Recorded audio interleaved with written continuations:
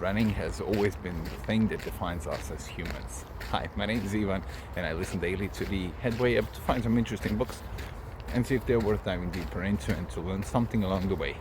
And today, just after finishing my run, I was also listening to Born to Run on the Headway app, which talks about the Mexican tribe Tarahumara, which spend most of their time running, and all the stuff they do it by running, and running is really ingrained into their culture, into their society. They have this special corn beer, I think, that they drink when they have to cover vast distances. It was quite interesting to see how they can run vast distances up to 100 miles without getting injured. At least that's what he claims.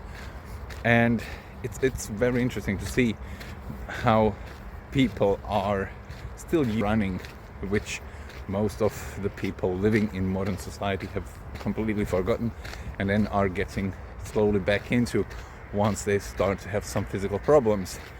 And the book is really interesting and I really recommend it, but there are also some things that I am absolutely opposed to. One of the claims is that running injuries that we experience are more related to the shoes that we wear now, the cushion shoes and all this kind of stuff. And then he claims that there is an explosion in running injuries around the beginning of the 70s when cushion shoes have been introduced.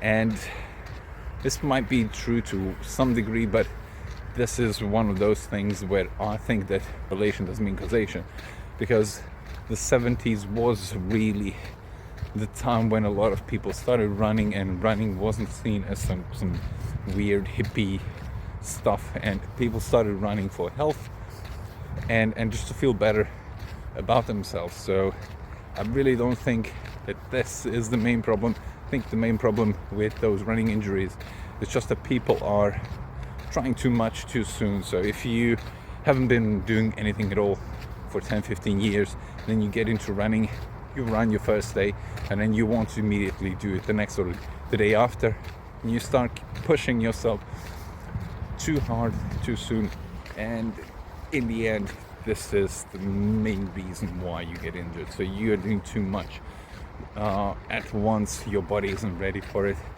and then you get injured. And yeah, you then just said running isn't for me, you just quit it, and that's about it. So check the book out, take it with a grain of salt, and I see you next time. Bye bye.